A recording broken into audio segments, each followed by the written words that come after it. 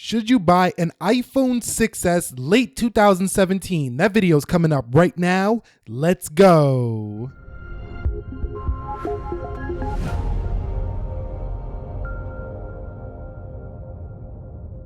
So what is up, guys? Nick here, helping you to master your technology, and welcome to the iPhone 6s should you buy it late 2017. Now, first of all, I think I'm pretty sure the number one reason people are kind of interested in this phone now is due to the significant price drop on these phones. Now, these are actually still quite high. If you compare this to a third-party retailer, you can probably get the 128 gig, which was the max capacity on an iPhone 6s on a third-party retailer for the same price that Apple's selling it for the 32 gig. So I would definitely not buy it from Apple, first of all, just to get that out of the way. But let's talk about the key specifications that matter here. I'm not going to go on too much. This is an older phone. We don't need to go too in depth. Apple A9 CPU, 2 gigs of RAM, 4.7-inch Retina display, 12 megapixel iSight camera, shoots in at to 4K video, and it does have less than a 2000 milliamp hour battery. So definitely, some solid specs here, still flagship premium.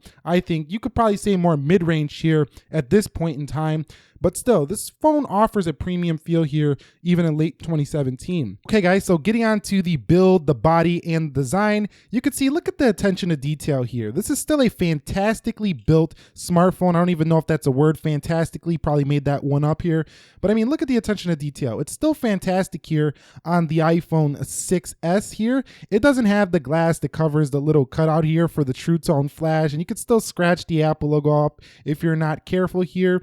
But the level of build quality here on the iPhone 6s, which still gives you that very utilitarian headphone jack and lightning port, and you do have your speaker grill here, it's still a very functional, still premium feeling device here, and it feels very solid and weighty. So the iPhone 6, while the iPhone 6 felt light, the iPhone 6s feels nice and weighty and premium. So in terms of its build, body, and design, you still have your bezels. So these bezels are quite thick here for 2017 if you compare it to other premium leading Android handsets.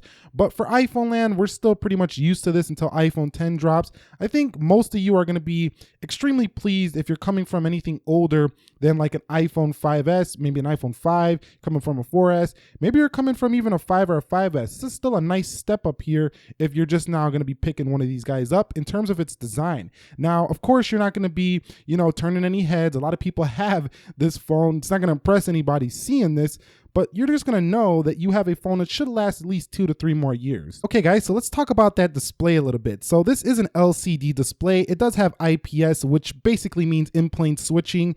In layman's terms, that means that it's pretty viewable on all the angles, no matter how you look at this phone. Now, it doesn't do a better job than an OLED display when it comes to this, and it does get plenty bright. And what I do like about an LCD display is it doesn't have burn-in issues. However, there could be a potential issue of backlighting bleed. So if you are buying an iPhone 6s right now, I would try to find one that's not too used, like not heavily used, because display issues can happen on LCD, like dead pixels as well as backlight bleed. So, don't get one that's super old. That probably is not a good choice. Look for a 6s that is slightly used or, basically brand new right now. But this display gets plenty bright. The colors are a little bit muted, meaning they don't pop out at you too much here, but they're very well balanced, very color accurate. Not quite as color accurate as the iPhone 7, which brought the P3 color gamut. But over here on the iPhone 6s, you still have a very well calibrated display. And I think no one's really going to tell the difference here unless you're comparing it side by side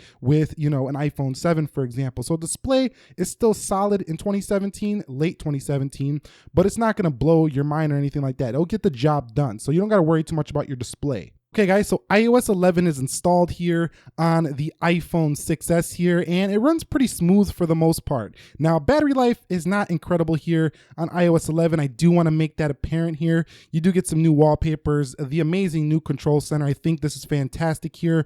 And basically what I want to say is that if you buy this 2015 smartphone now, when you get into it, basically the software, you're going to feel much like a very modern gadget. So What I mean by that is that, you don't buy this phone and feel like, oh, I bought an old phone. No, you get the phone, you get over the fact that you got the lines and not the new design with the glass. You get into your phone and you feel like you're using the latest and greatest product here in the iPhone 8, which looks nearly identical from the front. Sans it does have a little bit of a longer, earpiece up here. But other than that, software, I think that it still needs some work, but I've been testing the early stages of 11.1 beta and it's looking pretty good. So the iPhone 6s is going to get better with time with iOS 11, but just know that, you're getting some world-class software here if you do decide to pick this one up late 2017. Piggybacking on the software, should you buy this in terms of performance? And I could say with an astounding yes. This phone is actually probably close to, some of the newer Android phones when it comes to performance. The iPhone 7 was already, tying Android phones from this year. So the 6S can easily hang with 2017 Android phones in performance. In reality, it actually feels a little bit smoother than most Android phones here.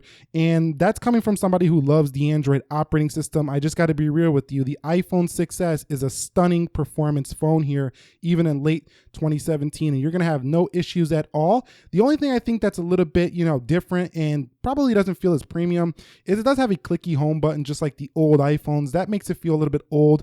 If you've ever used the MacBook, the newer iPhone 7 and 8 have the capacitive key here, which does make it feel a little bit more premium. But other than that, we're talking about performance, not bad here at all on the iPhone 6s. As a matter of fact, if you're coming from like anything with an A8 processor and below, this is going to feel like a speed demon in the iPhone 6s. If you're coming from anything on the Android side that has like a Snapdragon 800 and below, the 820 series is close to this, but anything below that, this is going to feel like a speed demon as well. So performance is still a win here. So you might be wondering, how are those cameras there on the iPhone 6s? That one on the front and that one on the rear. Well, a lot of people have been buying the iPhone SE over the iPhone 6s, not knowing that you actually get a much better camera on the front of the 6s, and that's why I would recommend this over the SE if you are looking for the best overall value iPhone. This is one of the best, I think, out there in terms of value.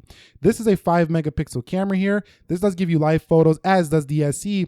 And the rear camera is exactly the same as the SE, but you get the benefit of the better front-facing camera. So I do think that in terms of the camera here, if I was taking this phone out, I would definitely be confident in making a video with this phone, even here late in 2017, and confident to take my Instagram social pictures and stuff like that. It's going to give you no trouble here. It's really pretty good still in 2017. Now, don't get me wrong, it's not going to break DxO Mark scores and things like that. It's not going to beat any of the newer phones out there, but it's still going to please most users, especially the bargain you're going to get for this phone. Okay, guys, I want to mention gaming as well. Gaming, it still runs, again, it sounds like I'm just praising this phone, but this phone really has aged quite well, and there's not really much bad to say about the iPhone 6s. I mean, it runs fantastic. I mean, it doesn't have lifestyle features like waterproof, but gaming still runs very fast on this phone. It does get hot from time to time, but it still runs pretty great here, even on iOS 11. So the 6s is really standing the test of time. Okay, guys, so one area I do think the iPhone 6s is not stellar in, and that is battery life.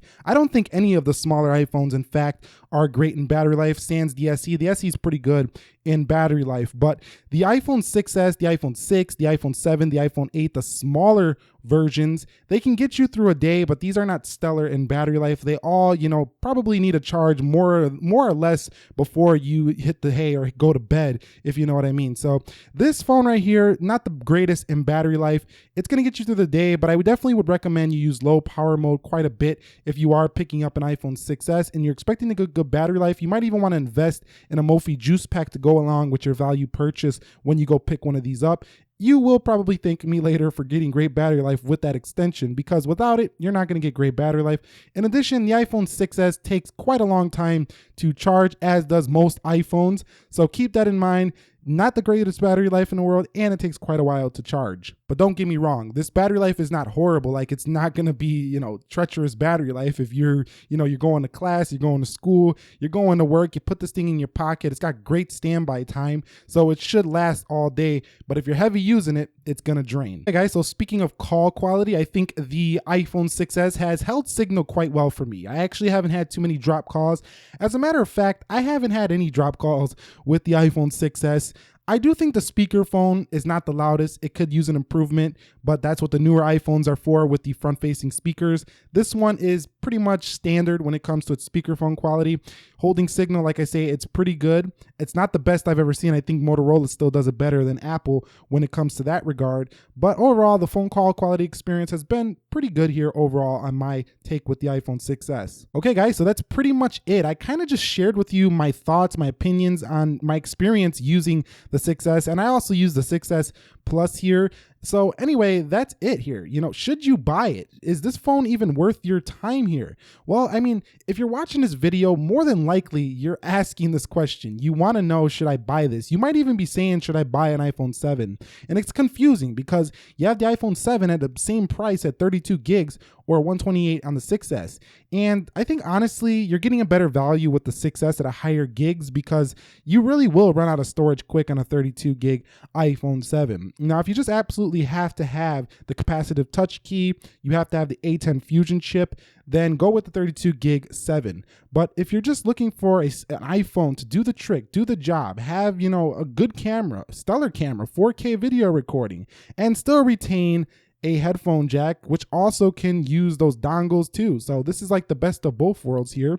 And you can live without those lifestyle features. The iPhone 6s here in late 2017 is still going to be a great phone for your use.